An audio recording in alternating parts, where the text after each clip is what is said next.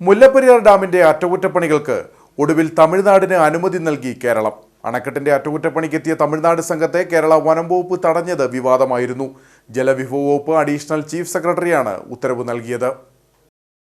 വിഷയം തമിഴ്നാട് മുഖ്യമന്ത്രി എം.കെ. സ്റ്റാലിൻ കേരള സന്ദർശന വേളയിൽ മുഖ്യമന്ത്രി പിണറായി വിജയനുമായി ചർച്ച നടത്തുമെന്ന് തമിഴ്നാട് ജലവിഭവ വകുപ്പ് മന്ത്രി ദുരൈമുരുഗൻ നിയമസഭയിൽ പറഞ്ഞിരുന്നു. സ്റ്റാലിൻ കേരളത്തിലെത്തിയപ്പോൾ തന്നെ അറ്റകുറ്റപ്പണികൾക്കുള്ള സാമഗ്രികൾ മുല്ലപ്പെരിയാർ ഡാമിലേക്ക് കൊണ്ടുപോകാൻ തമിഴ്നാടിന് അനുമതി നൽകി സംസ്ഥാന സർക്കാർ ഉത്തരവ് പുറത്തിറക്കി.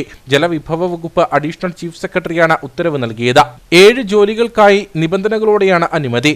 അണക്കെട്ടിലും സ്പിൽവേയിലും സിമന്റ് പെയിന്റിംഗ് ഉൾപ്പെടെയുള്ള അറ്റകുറ്റപ്പണികളാണ് തമിഴ്നാട് നടത്താൻ ഉദ്ദേശിക്കുന്നത്.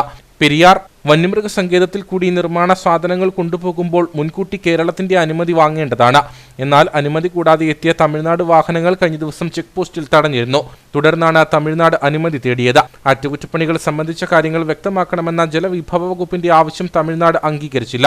തുടർന്ന് അനുമതി ലഭിക്കാതെ തമിഴ്നാട് വാഹനങ്ങൾ തിരികെ പോകുകയായിരുന്നു. പുതിയ മുല്ലപ്പെരിയാർ അണക്കെട്ട് നിർമ്മിക്കുന്നതുവരെ ജനങ്ങളുടെ ഭീതി ഒഴിവാക്കാനായി നിലവിലുള്ള അണക്കെട്ടിൽ താൽക്കാലിക അറ്റകുറ്റപ്പണികൾക്ക് മാത്രമാണ് അനുമതി നൽകുന്നതെന്ന് ഉത്തരവിൽ വ്യക്തമാക്കിയിട്ടുണ്ട്.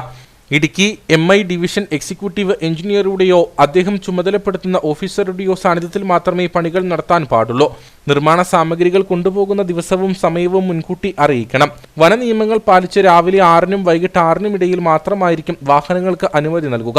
തേക്കടി, വള്ളക്കടവ് ചെക്ക് പോസ്റ്റുകളിൽ വാഹനങ്ങളുടെയും കൊണ്ടുപോകുന്ന സാമഗ്രികളുടെയും വിവരങ്ങൾ രേഖപ്പെടുത്തും. സംസ്ഥാന സർക്കാർ അനുമതി നൽകാത്ത ഒരു തരത്തിലുമുള്ള നിർമ്മാണ പ്രവർത്തനങ്ങളോ അറ്റകുറ്റപ്പണികളോ ഡാം സൈറ്റിൽ നടത്താൻ പാടില്ല. 1980-ലെ വനസംരക്ഷണ നിയമം അനുമതിയില്ലാത്ത ഒരു പുതിയ നിർമ്മാണവും പാടില്ല തുടങ്ങിയ കാര്യങ്ങളും ഉത്തരവിലുണ്ട്. മുല്ലപ്പെരിയാറിൽ സുരക്ഷാ പരിശോധന നടത്തിയിട്ട് മതി അറ്റകുറ്റപ്പണികൾ എന്ന നിലപാടാണ് കേരളത്തിനുള്ളത്. അണക്കെട്ടിന്റെ ഘടനാപരമായ സുരക്ഷ, ഭൂകമ്പ പ്രതിരോധ സുരക്ഷ, പ്രളയ സുരക്ഷ, ഓപ്പറേഷണൽ സുരക്ഷ എന്നിവ ഉൾപ്പെടെ വിശദമായ സുരക്ഷാ പരിശോധന നടത്തണമെന്നത് കേരളത്തിന്റെ നിരന്തരമായ ആവശ്യമാണ്. 2011-ലാണ് സുപ്രീംകോടതി നിയോഗിച്ച ഉന്നതാധികാര സമിതി ഇതിനു മുൻപ് സുരക്ഷാ പരിശോധന നടത്തിയത്.